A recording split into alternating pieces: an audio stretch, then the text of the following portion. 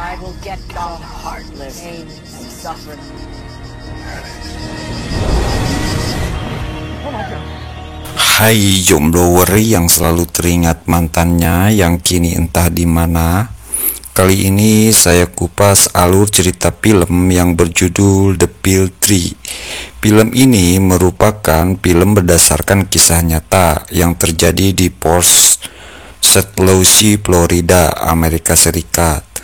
Terdapat sebuah pohon oak besar di sebuah taman. Pohon ini dihuni oleh arwah-arwah penasaran yang membuat orang lain melakukan hal-hal buruk, seperti pembunuhan di sana. Pohon ini direncanakan untuk ditebang oleh kota karena memberikan nilai negatif di kota itu. Terdapat dua orang mahasiswa jurusan jurnalis yang mencoba mencari kebenaran sebelum pohon itu ditebang. Lambat laun mereka menemukan kebenaran dari pohon ini, dan kebenaran ini harus dibayar dengan taruhan nyawa mereka. Bagaimana kisah selanjutnya? Mari saksikan bersama. Namun sebelumnya, intro dulu. I come out of respect. Ask for him. Electromagnetic energy here. Look. It sounds like. Did you hear that?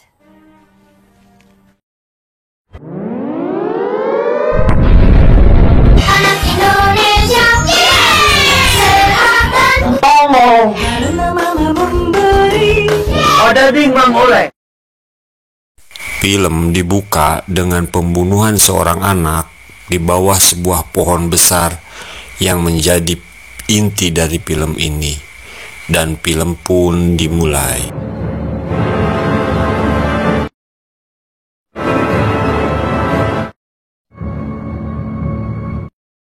Scene dimulai dengan tokoh utama film ini, yakni Samantha dan Rob.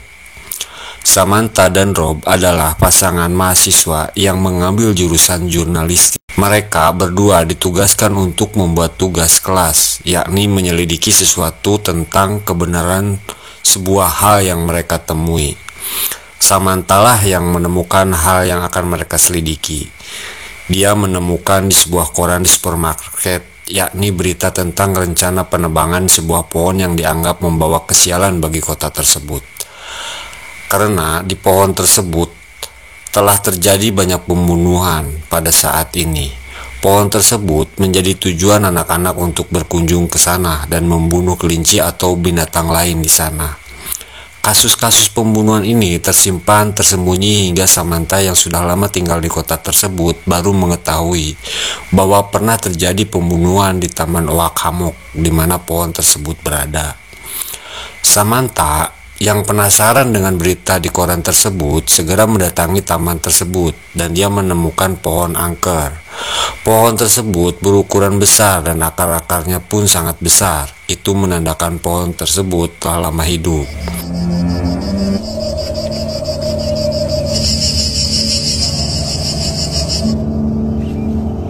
Di dekat pohon, Samantha bisa mendengarkan sepoi-sepoi suara bisikan orang.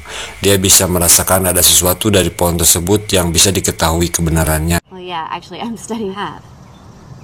Fine.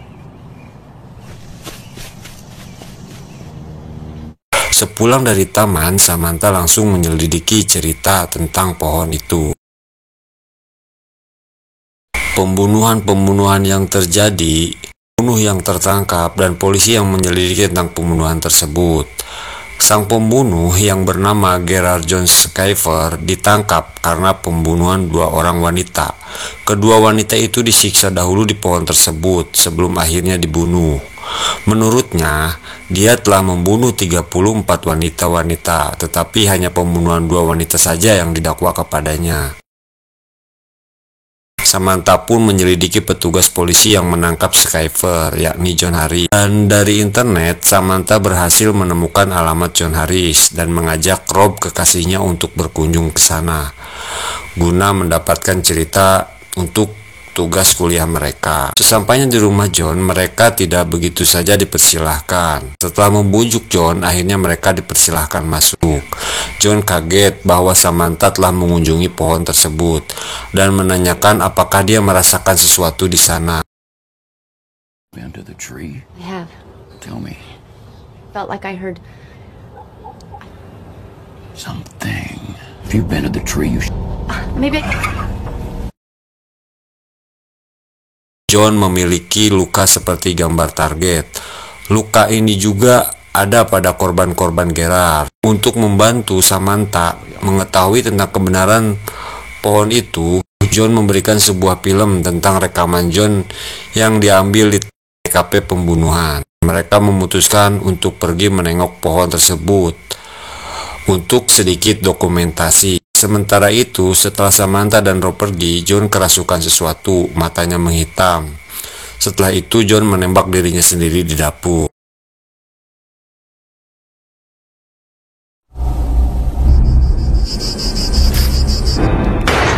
Samantha dan Rob pun sampai di Taman Oak Hammocks dalam keadaan gelap. Mereka mencoba mengambil gambar pohon tersebut. Samantha berdiri di depannya. Tiba-tiba Rob jatuh dan tangan kanannya terluka. Karena merasa takut, mereka pun segera pulang. Not a proportion. Are you okay? Something. God. You can go. Sure you're okay? Woods. Keesokan harinya, Samantha meliti video yang diberikan oleh John. Begitu juga Rob. Dia menyelidiki rekaman yang diambil dekat pohon. Dua-duanya terkejut. Mereka menemukan sesosok anak laki-laki dengan gaya pakaian 40 atau 50 tahun yang lalu di video. Mereka masing-masing luka di tangan. Rob semakin parah. Luka tersebut kini mirip dengan luka yang ada di tangan John Harris, yakni luka semacam gambar target. Rob yakin ada yang jahat tentang pohon itu. Tapi bagaimanapun Samantha tetap menginginkan kebenaran. Karena memiliki tanda yang sama dengan John Harris, mereka pun kembali ke rumah John, yang tentu saja John sudah meninggal karena bunuh diri. Kembali ke rumah, Samantha dan Rob mencari tahu apa arti tanda target di tangan Rob, yang ternyata itu adalah tanda setan yang diartikan dia adalah target berikutnya yang akan dibunuh. Samantha pun menemukan identitas anak yang berada di video. Dia bernama Benjamin Munson, berumur 8 tahun. Dia diperkirakan diculik dan dibunuh di pohon karena jasadnya tak pernah ditemukan. Setelah menemukan penemuan tersebut, Samantha dan Rob mampir ke rumah Rob untuk makan. Sementara Rob memasak, Samantha membicarakan tentang hal-hal mengenai orang yang datang menguji pohon tersebut. Tapi tanpa disadari Samantha, Rob beberapa kali kehilangan kesadaran. Matanya menghitam seperti kerasukan yang juga dialami oleh John Harris. Rob tampaknya sadar akan hal ini dan dengan halus mengusir Sam untuk pulang ke rumahnya. I'm looking her up. See if I found her. Damn, I'm good. Hey, maybe we'll need a cameraman for this one. I'm gonna get some rest. You go. Next time I'll make it.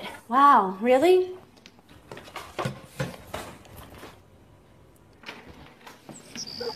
Sam tidak langsung pulang. Ia menuju sebuah rumah yang penghuninya mempunyai anak perempuan yang dulu diculik bersama pacarnya, dan pacarnya dibunuh di pohon tersebut. Namanya adalah Natalie. Dia adalah saksi hidup pembunuhan atas penculikan pacarnya tadi oleh para pemuja setan. Natalie sudah tidak mau berbicara lagi, bahkan pandangan matanya pun kosong. Ibunya menceritakan bagaimana Natalie dan pacarnya diculik, kemudian pacarnya dibunuh secara brutal di depan matanya, dan kemudian Natalie dibuang di parkiran mobil. Tetapi ada satu pertanyaan yang membuat Natalie tersadar dari lamunannya, yakni di saat Samantha menanyakan soal anak kecil itu yang bernama Manson. Natalie menjawab tidak ada yang bisa menolong dia. Tidak ada. Hey, cut him, baby girl. Is she left? Can't even say. He left her. He wrapped her in a blanket, found her in the morning. There are no traces of anything. All types of therapies, but Did she? who did? Nobody could help him. Beberapa saat kemudian, setelah Sam pulang di rumah Natalie terbangun dan membunuh ibunya, dan kemudian dia bunuh diri dengan memotong lehernya sendiri.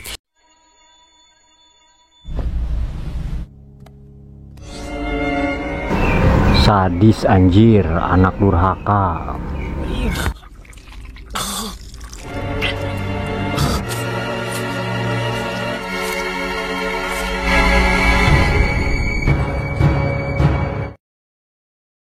Sementara itu, di rumah Rob bermimpi dirinya bangun di taman dan menemukan mayat Sam, bertemu dengan anak kecil dan juga sang iblis. Saking takutnya Rob menelepon Sam dan memutuskan untuk berhenti mengerjakan cerita ini.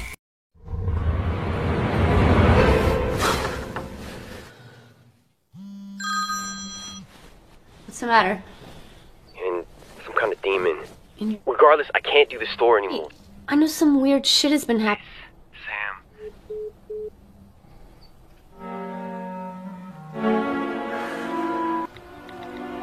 Hi, yes, my name is Samantha.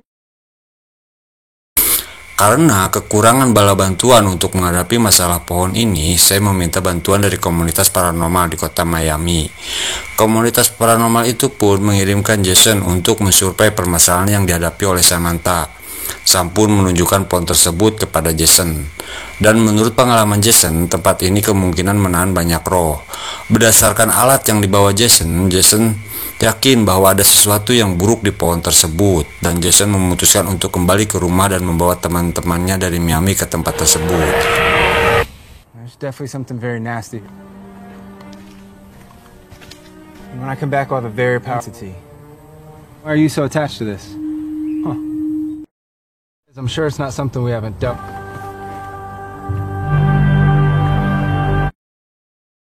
Saya menceritakan tim paranormal ini kepada Rob, dan Rob pun menginginkan untuk kembali meliput cerita tentang pohon ini.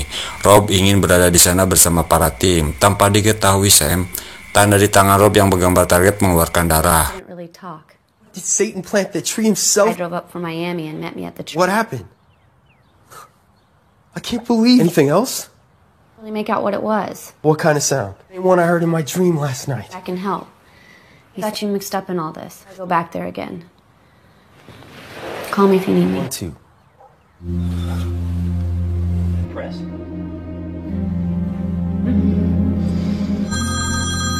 Called. He and his team will be at the park. Keesokan harinya, mereka pun kembali ke taman. Kini Jason bersama timnya, yakni Gloria, sang cenayang, dan teknisi Kevin. Rob pun tampak di sana untuk merekam kegiatan mereka. Mereka tiba di pohon itu pada malam hari dan langsung mengadakan kontak dengan arwah di sana. I think it's just up again.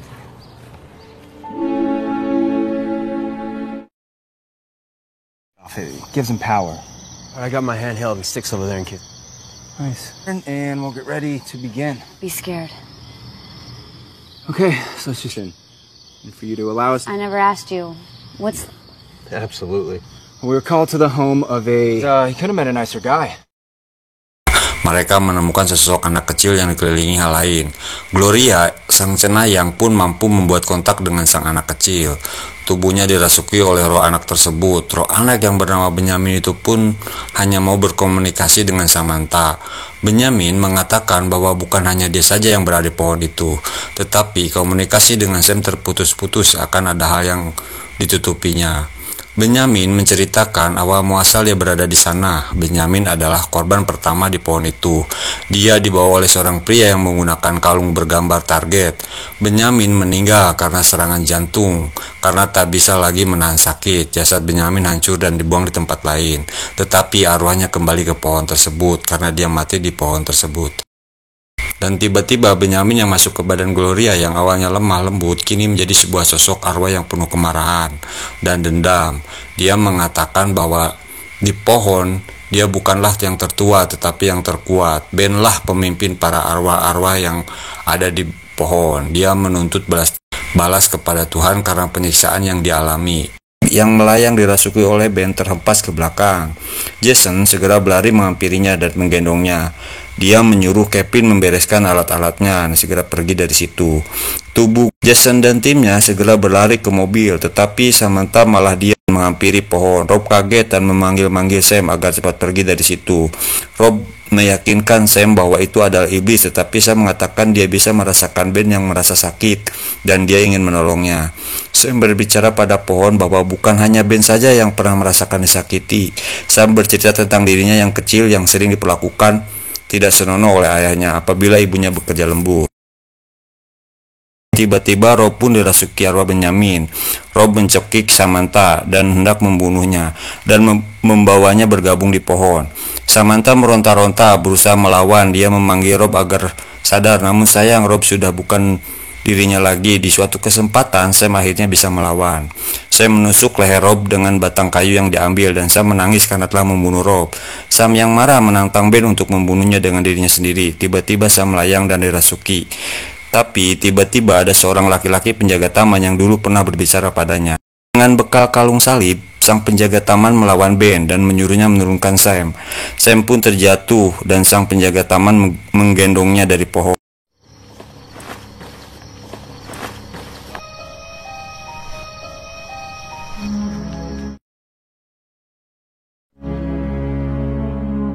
Enam bulan kemudian, Sam diceritakan sedang berada di rumah bibinya di kota lain, sedang bersantai menatap keponakannya. Sam menceritakan pada bibinya dia beruntung masih bisa hidup. Bibinya memberikan kata-kata yang membuatnya semangat. Sam menghampiri keponakannya yang sedang bermain. Dia melihat keponakannya membuat gambar tanda sasaran digambar seperti tanda di tangan Rob. Dia berkata bukan dia yang menggambarnya tetapi temannya, yakni Benyamin, dan film pun tamat. That's so great. Mommy? Are you third? Gotcha. Why did you draw that design?